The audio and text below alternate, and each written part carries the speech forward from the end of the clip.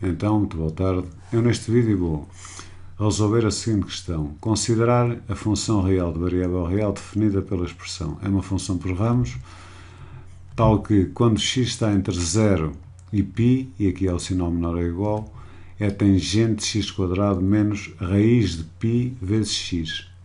Note-se aqui que no argumento da tangente, neste argumento aqui, o que entra é uma função quadrática. Isto aqui é uma função composta.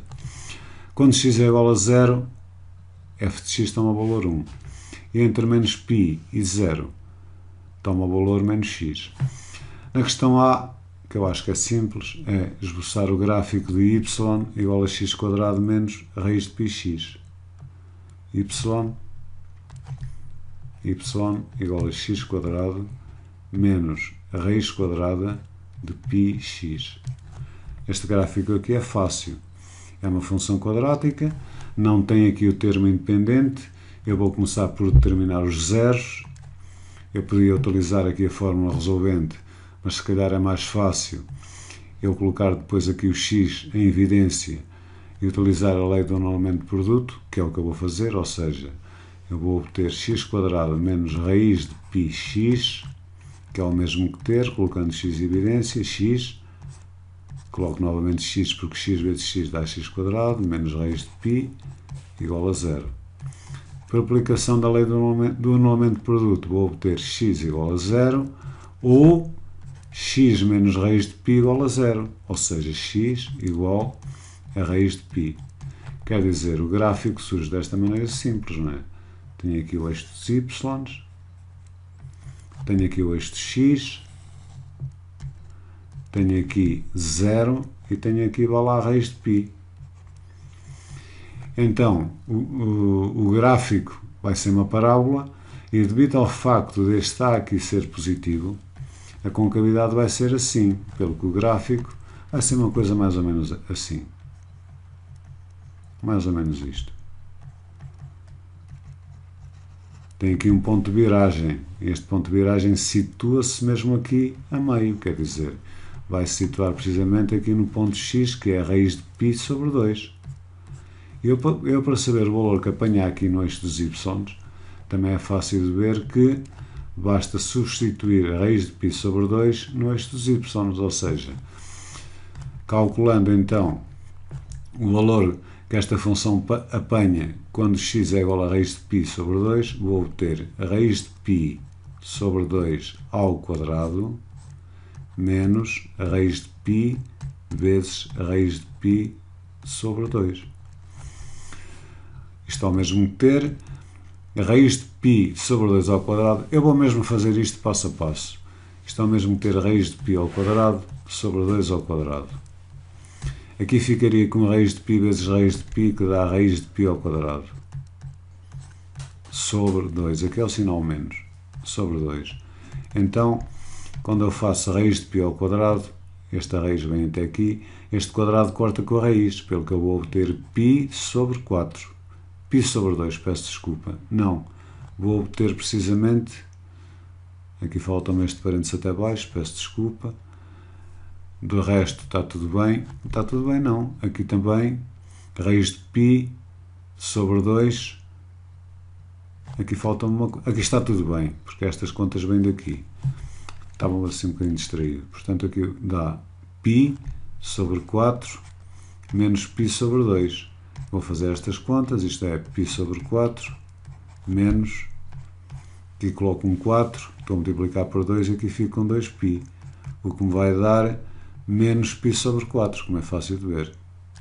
Isto é igual a menos π sobre 4.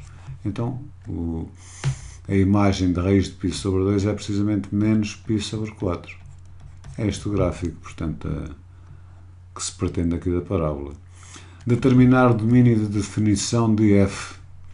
Ora bem, eu para determinar o domínio de definição de f, pode ser que coincida com isto que aqui está, pode ser que não coincida.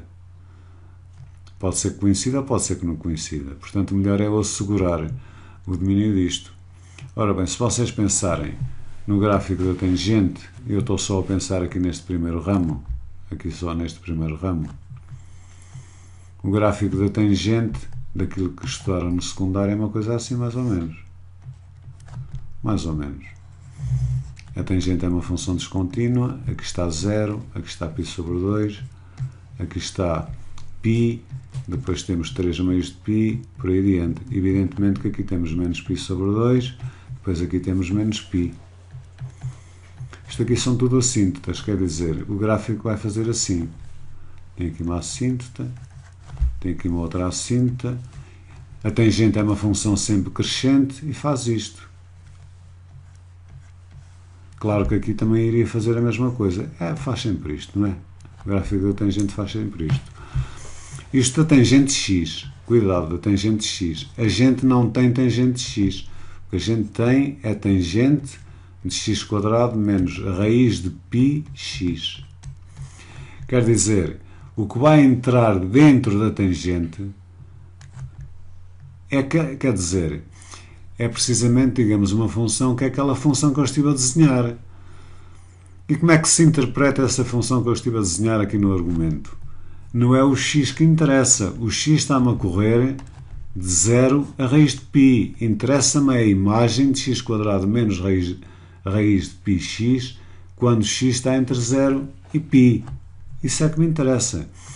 E no gráfico aqui da parábola, quando x está entre 0 e raiz de π, a parábola vai variar entre menos π sobre 4 e depois vai até mais infinito.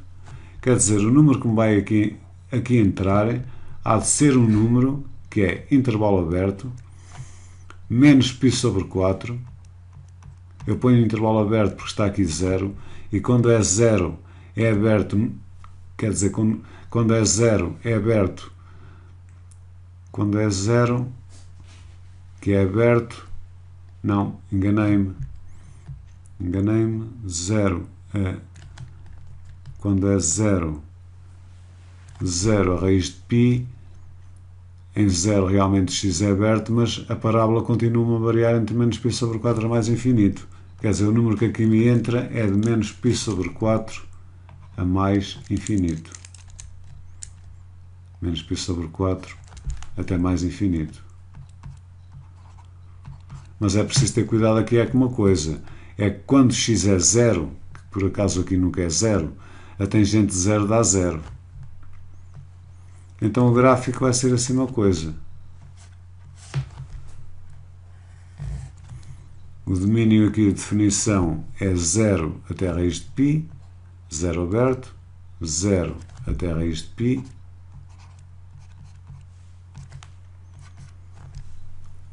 aqui aparece-me precisamente a raiz de π sobre 2, a tangente de 0 é 0, como se sabe, a tangente de 0 é 0, mas aqui está aberto, portanto, se a tangente de 0 é 0, isto ficar-me-ia qualquer coisa assim aqui, a tangente de 0 é 0, mas aqui está aberto.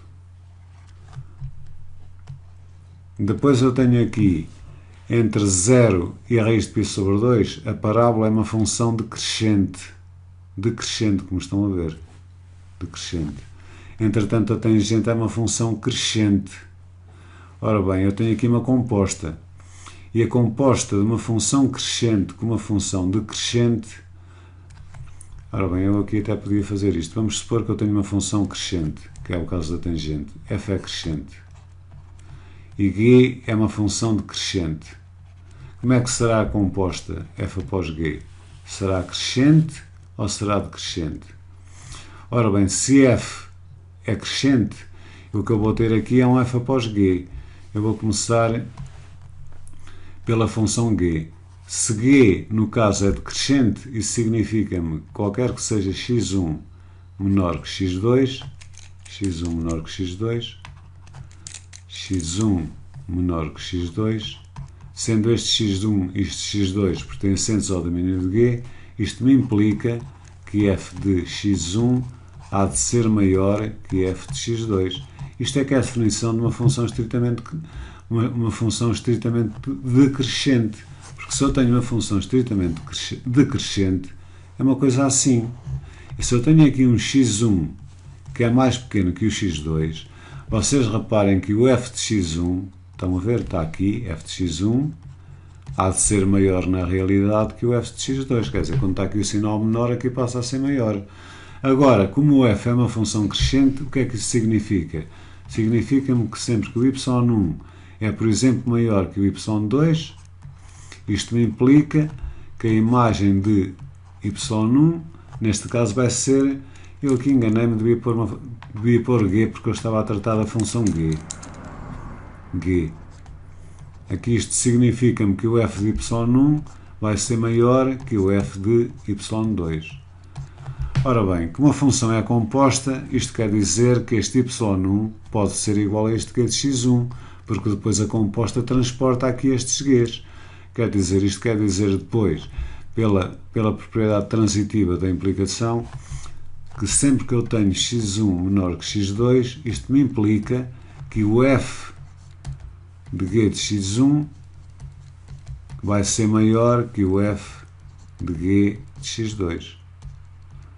Quer dizer, sempre que eu tenho uma função f que é crescente e uma função g que é decrescente, a composta, como estão a ver aqui, que é menor e que é maior, vai ser uma função decrescente. Isto quer dizer, então, que uma função f que é tangente é sempre crescente e esta função aqui que eu desenhei, que é a função quadrática, vai ser decrescente de 0 até a raiz de π sobre 2, quer dizer que a composta vai ser decrescente. Então a composta, que é aquela que eu vou desenhar, vai ser decrescente até aqui. Até aqui vai ser decrescente.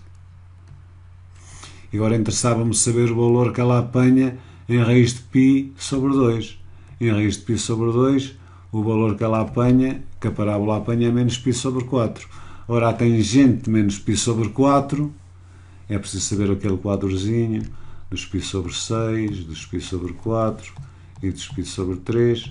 A tangente em π sobre 6 é a raiz de 3 sobre 3, em π sobre 4 é 1 e aqui é a raiz de 3. A tangente é uma função ímpar. Isto quer dizer que, se me aparecer aqui o valor menos 1, o ângulo, ou digamos o arco que corresponde, é menos π sobre 4. Portanto, aqui será precisamente menos 1. E depois ela vai fazer isto. O que é que acontece em raiz de π? Em raiz de π, como já vimos, a parábola apanha o valor 0. Quando a parábola apanha o valor 0, a tangente de 0 é 0. Então, quer dizer, isto em princípio, aqui que está, entre 0 e a raiz de π, vai ser o gráfico deste bocadito que aqui está. Só deste. Agora, quando x é 0, dá-me valor 1. Quando x é 0, dá-me valor 1. Está aqui. Vamos supor que está aqui. Então, o gráfico, para já, vai ser qualquer coisa até aqui só. Depois, quando x é 0, dá um valor 1. E quando x está entre menos π e 0, temos uma reta. Ora, menos π que esteja mais ou menos para aqui. Para aqui, mais ou menos. E dá-me uma reta de declive. O declive é negativo, como estão a ver aqui, menos x. Mas isto também é fácil, porque quando x é 0, menos x apanha o valor 0, e quando x é menos π, apanha precisamente o valor π. Ora bem, esta coisinha que eu aqui desenhei, este pontinho, é precisamente 1, que está aqui. Ora, π é 3,14, mais ou menos, é superior a 1. Está mais ou menos aqui. Quer dizer, aqui menos π, apanha-me este valor que aqui está. A reta começa aqui, depois vai até aqui. Assim, mais ou menos. Ora bem, agora só resta ver os abertos e os fechados. Em menos π é fechado, em 0 é aberto. Quer dizer, este valor aqui seria aberto. Isto é o gráfico da função apresentada. Se está o gráfico da função apresentada, eu já tenho tudo. O contradomínio. Aliás, aqui o contradomínio teriam mesmo que saber fazer o gráfico, que eu não estou a imaginar-vos vocês a tentarem determinar aqui a função inversa. Aliás, aqui não havia inversa porque esta função aqui não é injetiva. Mas eu não estou a imaginar vocês a fazerem uma inversa com 3 ramos. Seria difícil. Eu acho que seria difícil. Portanto, aqui o que se pretendia era que vocês manipulassem mesmo os gráficos. Então, a manipular os gráficos, agora é fácil de ver que o contradomínio é só pegar na função e digamos como aos bonecos animados, não é? O boneco animado vem a correr, isto era no meu tempo, chapava aqui, ia de encontrar a parede e pimba, estilhaçava. É a mesma coisa, vou estilhaçar aqui a função contra o eixo dos y, estão a ver? E portanto o contradomínio terá que ir precisamente de menos 1 fechado até este pontito ali que é π. Isto é o contradomínio. Não sei se é difícil, se é fácil, mas pronto. Calcular se existe ao limite quando x tende para 0, ou no caso em que não existe, os respectivos limites laterais. Ora bem, quando x tende para 0, eu costumo fazer estas coisas da seguinte maneira. Eu faço aqui uma reta e ponho aqui o domínio. Para falar no domínio, porque me esqueci-me quando estava a fazer o gráfico, o domínio é fácil de ver que será o intervalo que vai de onde até onde. Vai de menos π até π. É fácil de ver porque a função estava sempre lá definida. Quer dizer, o domínio aqui há de ser de menos π até a raiz de π. E neste domínio a função tem um contradomínio que, como vimos, vai precisamente de menos 1 até π. Portanto, agora para calcular os limites laterais, os limites, o que eu faço é o seguinte: eu desenho aqui o domínio. Está aqui 0, está aqui a raiz de π e está aqui menos π. Eu quero ir para 0. Quando eu quero ir para 0, ou venho por aqui ou venho por aqui. Mas quando eu venho por aqui, é só olhar para a função, é por valores inferiores a 0. Por valores inferiores a 0 é para x menor que 0. Então aqui quem manda é a função menos x. Aqui, obviamente, quem manda é a função tangente de x² menos raiz de πx. Fácil. Se eu quero o limite quando x tende para 0, eu vou calcular o limite quando x tende para 0 mais. X tende para 0 mais quer dizer que eu venho por aqui, quer dizer que estou a calcular o limite da tangente de x² menos raiz de πx. Este limite é fácil de ver. Substituição de x por 0, que eu vou apanhar tangente 0. Tangente 0 é 0. O limite quando x tende para 0 menos há de ser quando eu venho por aqui, ou seja, a tangente menos x. A tangente menos x, quero dizer, por substituição direta, isto dá menos 0. Isto é igual a 0. Quer dizer, como o limite à direita é igual ao limite à esquerda, isto significa que há limite e que o limite é 0. Pronto. Agora, determino o conjunto dos pontos do domínio onde esta função é contínua. Reparem, eu aqui só tenho uma dificuldade. No aberto, que vai de... No aberto, 0 até a raiz de π, quem manda é esta tangente. É a tangente x² menos raiz de πx. Isto é uma função composta. A composta de duas funções contínuas é uma função contínua. Como x² menos raiz de πx é contínua, a tangente neste domínio é contínua, a composta é contínua, trata-se de uma função contínua aqui. Quando x está no aberto, que vai de menos π até 0, também é uma função contínua, porque evidentemente menos x é uma função linear, é uma função contínua. Quer dizer, até parece que a função vai ser contínua em todo o domínio. Resta-me só saber no ponto 0, mas já calculámos o limite. O limite deu-me 0. Acham que 0 é igual ao f de 0? O f de 0, segundo que aqui está, é 1. Ora, 0 não é igual ao f de 0, quer dizer, o limite não coincide com a imagem. Se o limite não coincide com a imagem, esta função vai ser contínua no domínio, quer dizer, o domínio aqui é menos π até a raiz de π, tirando o ponto 0. Portanto, isto aqui era o conjunto de pontos onde a função era contínua. Perceberam?